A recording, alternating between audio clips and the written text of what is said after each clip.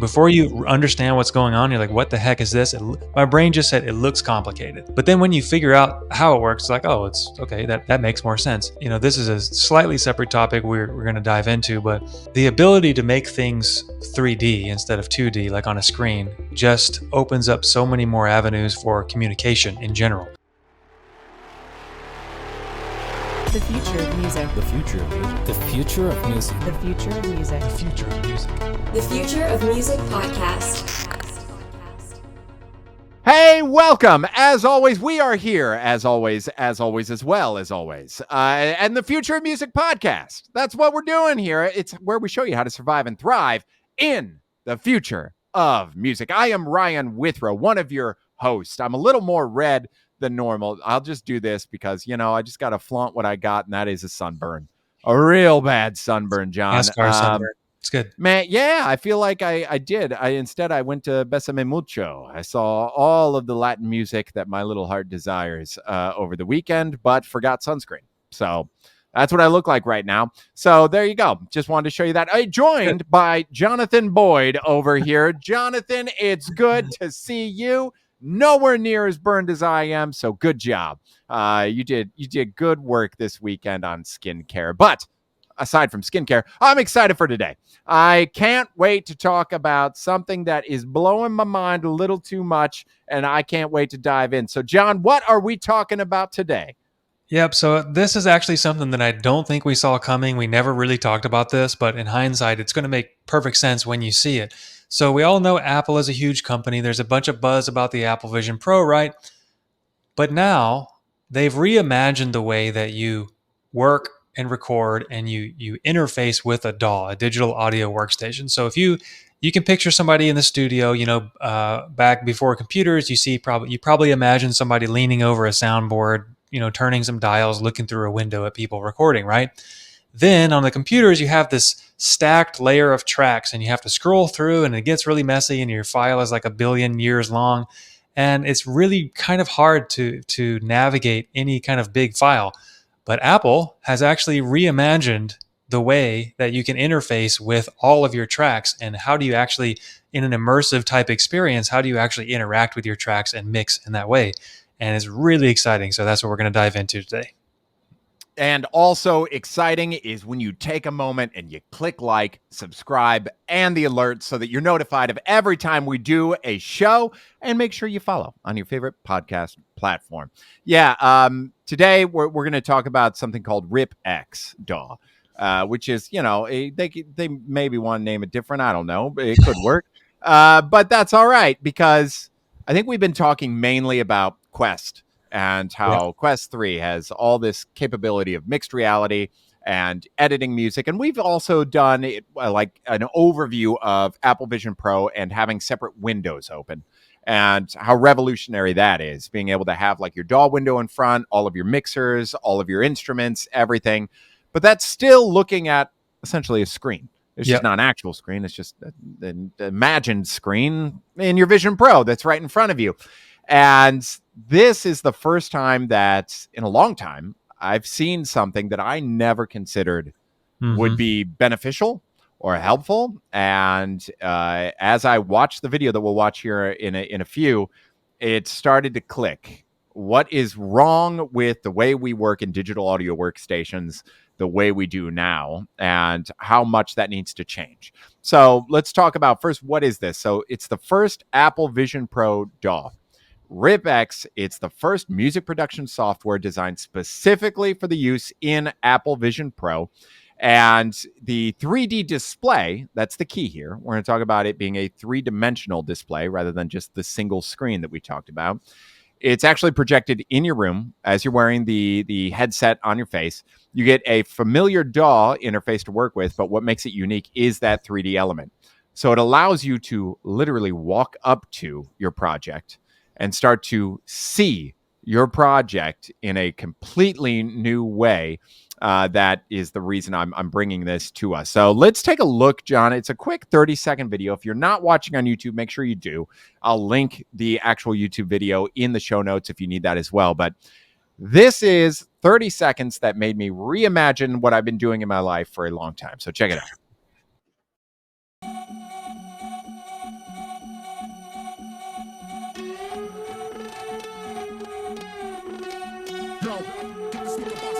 Hitting that stuff till you hearing that sound.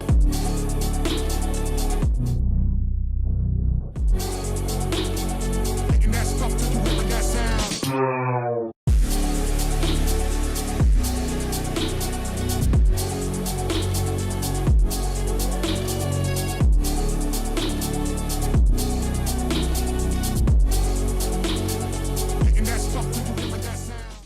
There you go. So for those not watching, when we think about, and we were talking about this before we actually clicked the record button here. We should have clicked it before, but we didn't. But we were just nerding out a bit. And I want everybody to think, even if you haven't worked in a digital audio workstation like Cubase, like Logic, like all of these other ones out there, you can imagine that if I want to record a guitar, I have to create a track and record the guitar. And if I want a second guitar, I then start to place tracks, or instruments, I should say, below all of those. So we start to get one track beneath another, beneath another, beneath another.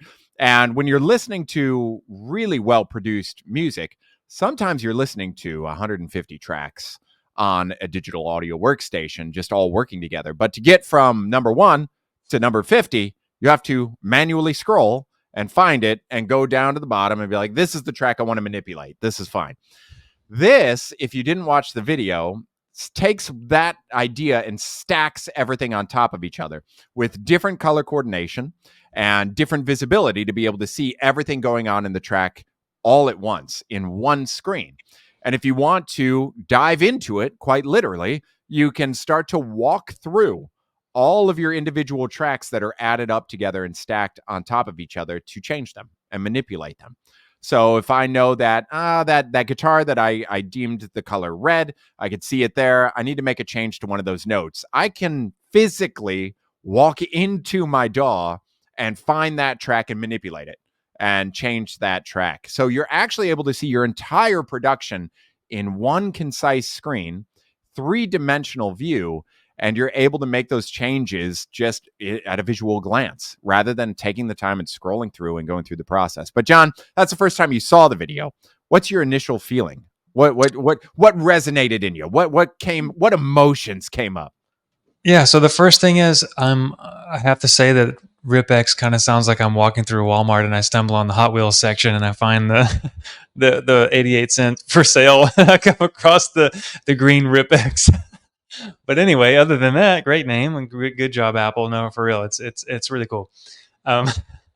So you keep saying stacked, and when you said stacked to me originally, I was thinking, okay, it's going to be like stacked in the sense of I have a file cabinet and my papers are stacked one behind each other, but it's not like that. It's actually, for those of you who don't watch on YouTube or aren't watching on YouTube, it's actually like depth. So you're looking at your screen, if you can imagine. Having tracks stacked on top of each other like on a normal screen. Well, this actually stacks them kind of behind each other and it goes into the screen. Like it's depth, and you can go different layers into the screen to look at particular tracks, which is really interesting. I have to say at first, it's really confusing. Like before you understand what's going on, you're like, what the heck is this? My brain just said it looks complicated. But then when you figure out how it works, it's like, oh, it's okay. That makes more sense. And it's really interesting because, this is a slightly separate topic we're going to dive into, but the ability to make things 3D instead of 2D, like on a screen, just opens up so many more avenues for communication in general. So the way that you can display information, the way that you can understand information, like having these tracks, the way you can work with the information, having the tracks at a depth, a 3D depth, and being able to see an entire, essentially, composition all at once, but not staring at a little meter going across the screen and trying to, look back and forth. You can kind of glance at what's lighting up like a Christmas tree almost the whole time. And, do I think that that's going to be a more effective way to mix? Maybe. It's definitely different. I think it goes down to preferences for physical activity. So I talk about this a lot, but certain personalities like to think, like they're more cerebral, and you just sit around and read a book all day and they're happy with that. They don't really have to get up and do anything. Other people like tactile feel, like they like to play sports or like get up and engage with something physical. And for those people, I think that this method of potentially mixing or, as you say, manipulating the tracks or whatever in a physical gestural method, I think can actually be really effective and can become more intuitive. Um, but yeah, I mean, I'm really curious to see where we're going to go with it. I'm curious to hear what your take was. Yeah, I mean it's different for sure. It's not like I, as somebody that has been using Cubase since I was way young, in my childhood bedroom where I had like the TV as my monitor, and like had to use microphones because there was no such thing as an amp modeler.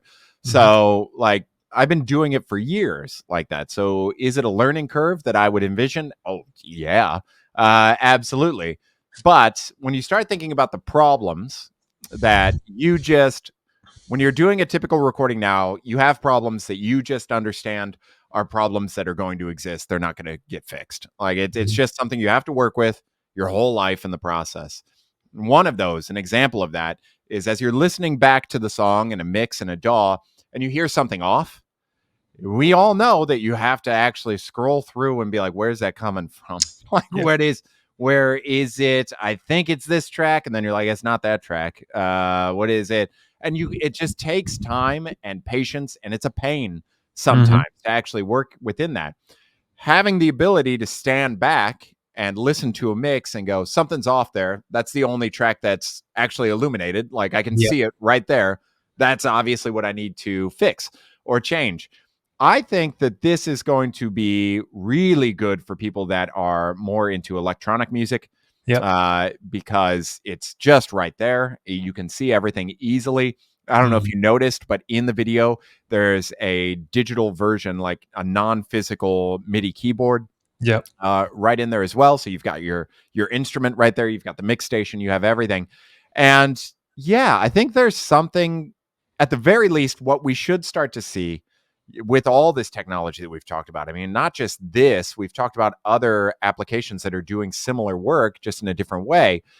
I think what we're going to start to see is people going from writing and recording in the process of sitting in a chair in front of a desk and really embracing this physicality, but Yep. also the ability to be immersed and walking into and making it more of an experience than it is right now. Because right now it's so just two dimensional. And it's just, at any point I could be recording and something can fall in my living room that I set up and I can hear it and go, what is that? Instead of just being like, nope, this is my world right now. This is what I'm dealing with. So I think that it's going to take a while to be adopted and have people use this for sure, Yep. because we all need to break certain habits that we've had for years because we had to do it this way. Mhm. But I do see a lot of benefits in the actual editing. So for me, I think this is an interesting step. I don't know if it's going to be the step for us to move forward. It's a potential, but I think right now it's exciting for me to see that people are starting to reimagine what we've had to deal with for years in ways that are a little simpler. So from right now, I'm excited because I would test this out. I think that it does have benefits, and we'll talk about what this means for the future later. But those are my initial thoughts, and I'll just, give you no question and throw back to you. There you go. Good. I like those. Yeah. So while we may not have seen this coming, what we did see coming and what we have been predicting for a few years now is the ability to be physically involved with making music. And this has to do with making music in the sense of production, right? Mixing, engineering, whatever. But I'm talking about actually playing and creating music. We talked about the idea that you're going to be able to be in a physical space, a digital space, right? But you're going to be able to interact, like do hand gestures and all kind of stuff and play music like that, rather than having to learn how to hold a guitar pick and like pick some strings and change your strings and all the other crazy stuff, which should be another episode, by the way. All the stuff we won't have to do anymore, just to learn music. Of course, unless you want to later when you want to play an instrument. But yeah, this new thing, I mean, is it going to be the future? I don't know. I think you said it's a step. And by the way, you coined the new phrase when you said, it's so 2D, man. It's just so 2D. We're going to start saying that. Yeah. um, but yeah, I think, I think it's the first version of this thing. So I think just like we kind of are, we're kind of like watching it from a distance, like, ooh, and it is different. There is some obvious first benefits, but I think it will take a little bit of time Probably not much time, but a little bit of time before people start to kind of dive in and feel comfortable. And then there's going to be, maybe a rush with this type of, how do I say, interaction with DAWs when maybe certain enhancements, certain developments are made, or certain big artists start to use this kind of stuff. And then I think it will snowball from there. I think that I completely agree. And I think where we're leaning is this is really the first time we've seen a change. Yeah. And that's what I mean is like it's the first time we've seen it done differently. Because Yeah. up until now, we've watched people reviewing the Apple Vision Pro as like, I'm all right, I got Logic open, I have this, and they all result in them being like, it's not necessary because Yeah. it's the same thing. It's the same as you would see on a screen. But this is the first time that now we have, oh, it's different. Now it's changed. Like we're rethinking what a DAW needs to be in something like Vision Pro. So for that reason, I think that we're starting to move in the right direction. Again, I'm right on board with you saying I don't think it's going to make all the producers in the world drop their computer and be like, let's move on into Vision Pro. I don't think that's going to happen. But I do think that, like my brother-in-law, who's 24 and has no real inclination of musicality or playing at all. He's terrible. But, I love you, Joe. I'm sorry. But I could see him having a great time in something Yeah. like this because That's true. his generation is all about the immersion and going through these processes. So being able to do that stuff, I can see taking off with people that are new to the Yeah. process. I could Like see this that. could be the new potential direction and version of me in the bedroom with the TV monitor and the mics with Cubase. This could be what people are coming into is a world of digital audio workstations with headsets instead. Mhm. And that's, I think, where I lean. Will I change? I'll probably dabble in it, but I'm pretty stubborn and stuck in my way. So, it's got to be really spectacular. But I mean, we're kind of talking to it a little bit, but in the future, do you think we start to see more people coming out, more people focused on, this idea of digital audio workstations and removing the computer and starting to actually produce music and starting to release music from DAWs like RipX in Apple Vision Pro? Do you think that's something we start to see more of? Yeah, I think so. And I think it's a function of accessibility and availability. So, any market has constant turnover, meaning there are always beginners coming in and there are always old guys, old timers, if you will, not necessarily literally, but people who have been in the space for a while and they're leaving the space. And I think you just hit on it, which is, new people coming into the space, if they grow up in an era, if they're younger, obviously, if they grow up in an era where we have headsets and that's a common thing and you have 3D DAWs, sure, why wouldn't it be that way? Because it's more accessible, like you said, because just like any Joe can dive in and it's kind of like a video game, right? You see it and you kind of just watch for a second and then you're like, oh, I get it. Kind of like a video game and you can start to play with it. But also that's the accessibility part, but the availability. So if headsets are available, if MetaQuest 49s or whatever they're called, in the future are in everybody's house or your AR glasses or whatever, well, it's a lot harder to go get a mixing board or to go get a computer monitor and get Cubase and stick the CD in your Windows XP machine and, and load that up. It's just harder to do that. So why would you do that? So I definitely do think that maybe for better or for worse. I mean, it's always the same, right? There's definitely some better and there's some worse. But if that particular app persists, I definitely think we're going to move in that direction. Yeah, and I think it'll be on the Meta Longer Journey 3 is what it is. No Yeah. longer a quest. We'll be on a long journey. But yeah, I agree. I'm really interested to see, and we could just start to imagine a world where all of these technologies that we've been talking about, when we talk about piano vision and we talk about virtuoso and we talk about even the theremin and like all of these things that we've had a look at, imagine all of those coming together in something like this. Imagine a DAW that functions in a headset where you can pull up piano vision and you can pull up a synthesizer and you can pull up and you could start to share all of this information with all these applications. That's what I think I'm really excited about is combining all of this and starting to be able to use multiple applications for one key reason. And I think that's not far off. The Mhm. ability to start to pull in multiple applications and use those applications in one source. So I think that once we get to that gap of I don't need to take the headset off to record guitar and go through, I can just pull from an app that I like this sound from. Let me pull from there. Let me pull Mhm. in from Synth GPT on the headset. Let me figure that out. I think that's when it starts to be all in one, all inclusive, and it'll be used a lot more effectively. But it excites me for sure in the world of DAW because I didn't realize that we were dealing with so many pains until I start thinking about the pains we deal with in Yep. recording with a DAW. So it's good. Typical of anybody that is using Apple or working at Apple, as well as thinking of the things that I don't even consider as pain and solving them before I called them out as a pain. So, shut up, take my money. In any event, thank you all for being here. We're going to put all of the links. Like I said, we're going to put the main article, the video, everything. Start to take a look at the potential new world of DAWs, digital audio workstations with the Vision Pro. And John, it was a pleasure as always being here with you. And you should be here with us always. So like, subscribe, and click the alerts if you haven't already. And we will see you next time on the Future of Music podcast.